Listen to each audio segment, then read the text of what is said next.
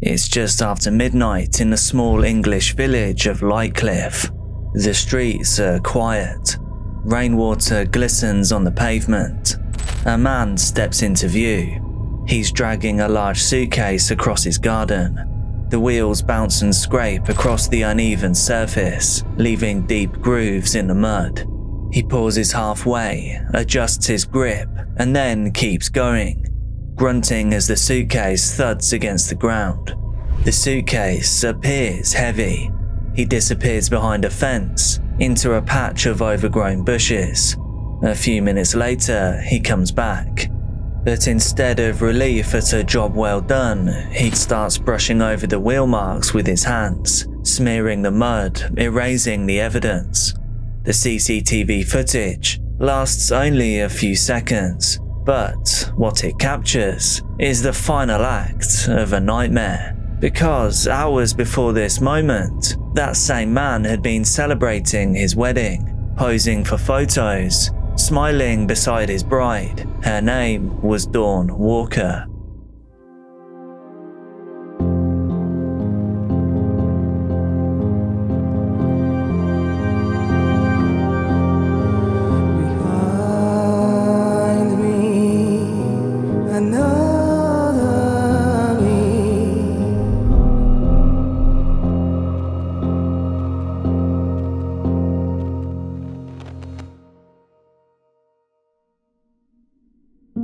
She was 52, a grandmother, a mother of two, and described by her family as kind, selfless, and full of laughter. Her new husband, the man in the footage, was Thomas Nutt. He was 46 years old, broad, quiet, and known in the community as a little intense, but charming when he wanted to be. October the 27th, 2021. It's a chilly autumn afternoon in West Yorkshire. Inside a small registry office in Brighouse, Dawn Walker walks down the aisle in a simple gown. Her daughters say that she looked radiant and glowing. For Dawn, this was supposed to be a fresh start. She'd met Thomas years earlier, and despite their ups and downs, she believed that he had changed. That this time, things would be different. On their wedding day, they looked happy. Friends said that they laughed all throughout the ceremony. Her sister Lisa later said she wanted to believe in love again. After the ceremony, they walked hand in hand to the local pub, the Prince Albert, still dressed in their wedding clothes, sharing drinks and hugs. They appeared to be a normal couple on what should have been the happiest day of their lives. But, needless to say, it wasn't. Regulars remember seeing them there that night, laughing, clinking glasses, with Dawn's wedding dress still sparkling under the dim bar lights. At one point, someone even joked that they looked like newlyweds from a movie. And for a few hours, it seemed like that's what they actually were. And then at around closing time, they took a taxi home, a short ride to their house in Shirley Grove in the quiet village of Lightcliff. That taxi driver would be the last person to ever see Dawn alive, because less than 24 hours later, Dawn Walker was gone. And the suitcase that Thomas Nutt dragged through the mud that night wasn't full of clothes. It was hiding the horrifying truth of what had actually happened on their wedding night. When they got inside, neighbours heard muffled voices, then raised tones, a door slamming, and then silence. The next morning, Dawn's phone stopped responding. Text messages went unanswered. Family calls went straight to voicemail. At first, Thomas said that she'd just gone to visit a friend, then that she needed some space. He even joked about it. He told people that she'd probably changed her mind already. But her daughters instinctively knew that something was wrong. Dawn wasn't the kind of woman to just vanish. She loved them and she loved her grandkids. She never went a single day without calling her family. During this time, Thomas kept up appearances. He just told everyone not to worry, that Dawn would come back when she'd eventually cooled off. But then, just days later, he changed his story once again. He said that they'd actually gone on their honeymoon, a quick trip to Skegness, and whilst there, Dawn had been moody and erratic. He said that she'd left him while they were there. But there was one small problem. That story was about to fall apart completely. By October the 31st, 4 days after the wedding, Dawn Walker was now officially a missing person, although Thomas was actually the one who made the call. On the phone with the police, his tone was calm, even helpful. He said that Dawn had stormed out after an argument, and that she hadn't come home since. He sounded concerned. He even offered to help search. So to anyone watching, he looked like a devastated newlywed. He joined Dawn's daughter, Kira Lee, in putting up missing posters. He drove around the area looking for his wife. But on the flip side of that helpfulness, he also sent fake text messages to Dawn's family, pretending to be her. In those messages, Dawn said she was fine, that she just needed a break. But her daughter noticed something strange. The wording was not right. Her mum did not send messages like that. While police began to check local routes, Thomas went home. He told friends that he needed to keep busy, so he started decorating the house for Halloween. He hung skeletons on the walls, put pumpkins in the window, all while Dawn's body was lying just meters away. Because what nobody knew was that Dawn was still inside that house, hidden in a cupboard. Neighbours would later say they'd heard something scraping late at night, a dragging noise in the garden. At that time, they thought nothing of it. But that sound was actually Thomas Nutt moving the suitcase. When police arrived for a routine check, he acted confused, polite, and cooperative. He told them that Dawn had probably just gone off again, but one officer noticed something strange. There were fresh wheel marks in the back garden, as if someone had recently dragged something heavy towards the fence.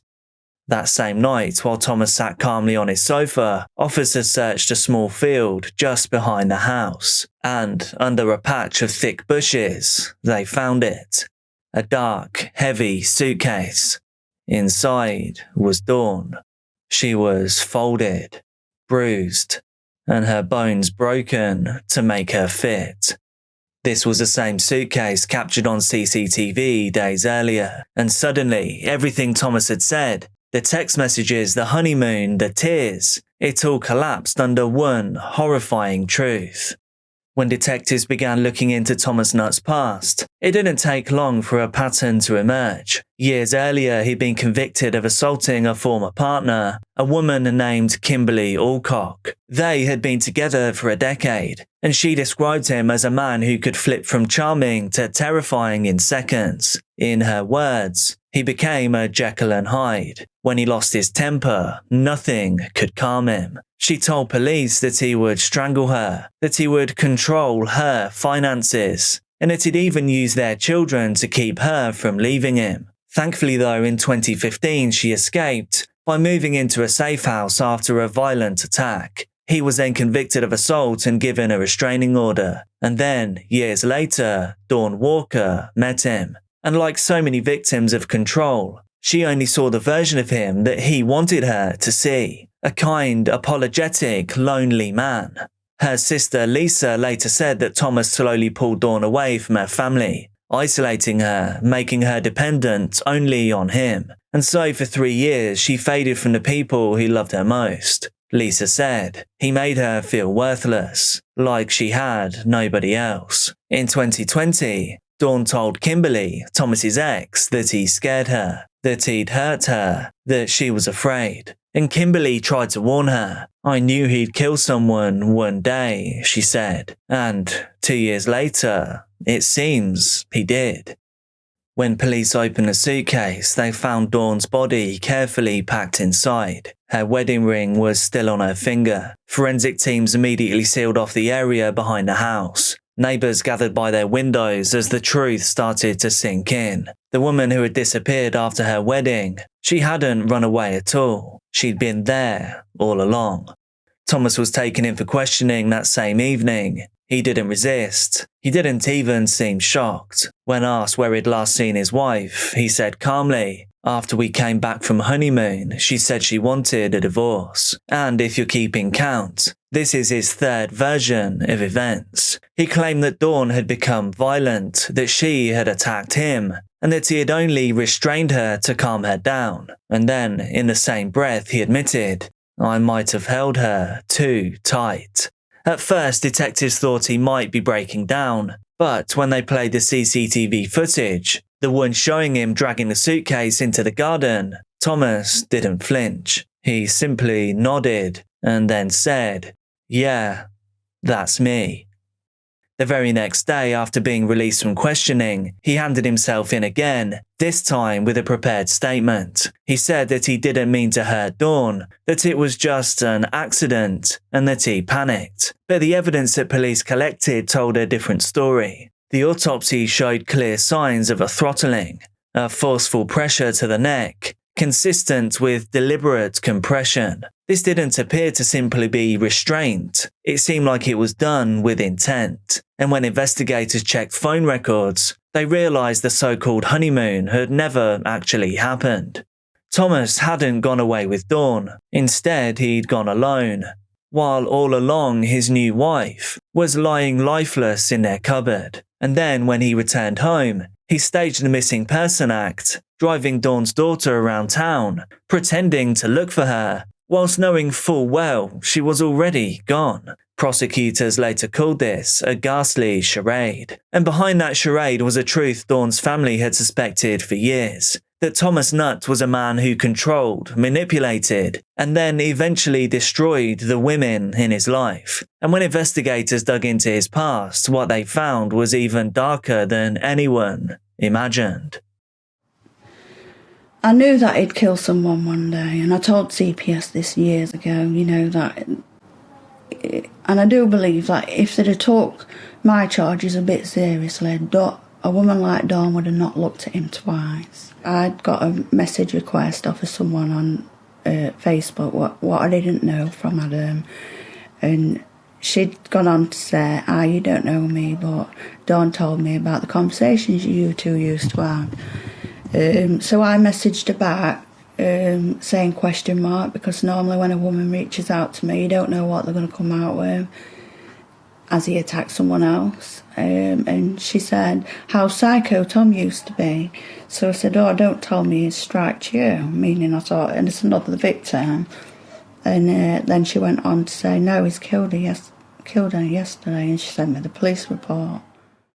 Police learned that Thomas had spent years manipulating everyone around him. He told neighbours that Dawn was crazy, told family that she was unstable, and used that lie to cover his own violence. And then, when he killed her, he didn't panic. He just planned. He hid her body in the cupboard, left for Skegness alone, and then acted like nothing had happened. And then, when he returned home, he broke her bones, not in a rage, but in calculation, all in order to make her fit into the suitcase. Then he went through the motions of being a grieving husband. He decorated for Halloween, pretending to everyone that she was still alive.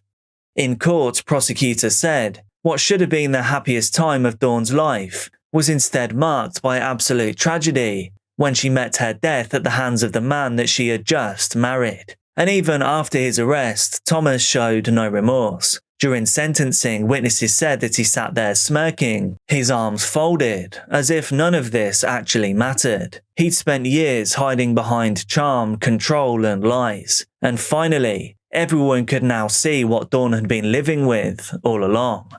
When the trial opened at Bradford Crown Court, the courtroom was full. Dawn's family sat together in the front row, holding each other's hands for support. For months, they'd been waiting for this moment, to hear Thomas Nutt answer for what he'd done. But when the judge asked if he wanted to speak, Thomas just shook his head. He refused to testify, a coward to the end. There was no apology, no explanation, nothing at all. So the prosecution laid everything out: the CCTV footage, the fake text messages, the forensic evidence left in the cupboard, and the suitcase. At the end of the trial, it took the jury only 3 hours to find him guilty of murder. Judge Jonathan Rose's voice was steady as he delivered his sentence. Dawn Walker died because you are a bully. a man used to controlling and manipulating women, using your considerable size to inflict violence whenever you chose. He went on to call Thomas's actions as a desecration, breaking bones, hiding a body, lying to her children. All of this whilst pretending to mourn. He received life in prison, getting a minimum of 21 years. When a verdict was read aloud, Thomas sat back in his chair, arms folded. Then, to the shock of everyone in the courtroom, Thomas started clapping, sarcastic and defiant. But the cheers that erupted from the public gallery drowned him out. Somebody shouted, "Thank you, Your Honour," and that would be the sound that followed Thomas Nutt out of the courtroom forever. He was not in control anymore. In the months after his conviction, Dawn's daughters began to rebuild their lives. They started a memorial walk across the Yorkshire Peaks every October, raising money for domestic abuse charities. Her eldest daughter, Cody, said, "Mum was selfless, funny and kind. She would give you her last penny, even if she had nothing." Her other daughter, Kira Lee, remembered the cruel irony that while she was still searching for her missing mother, Thomas made sure that he was right beside her, pretending to help, leading her on. In court, she told him, "Justice will be served for my beautiful mother," and it was. Shortly after Nutt arrived in prison, his manipulative nature followed him, and within just a week of arriving in prison, he was attacked by another inmate, an attack which left him hospitalized. Dawn Walker's story is one of love, hope and tragedy. A woman who believed that she was finally safe, only to discover too late that the man promising her forever, promising her everything, had been hiding a darkness all along. Because on that October night in Lightcliff, what Thomas Nutt dragged into the darkness wasn't just a suitcase. It was the last trace of a woman who thought her wedding day was the start of a new life, but instead, it would be the end. If you found this story compelling, and you want more true crime cases told just like this one, then make sure you hit subscribe and turn all notifications on. These stories remind us that sometimes evil doesn't look evil. Instead, it smiles in wedding photos, it says "I love you," and it hides right in plain sight. If you or someone you know is in a controlling or abusive relationship, please reach out to a local helpline or supportive service. You are not alone, and you can get out safely. I'm Jack, and this is Dark Case. Be careful out there, and I'll see you soon.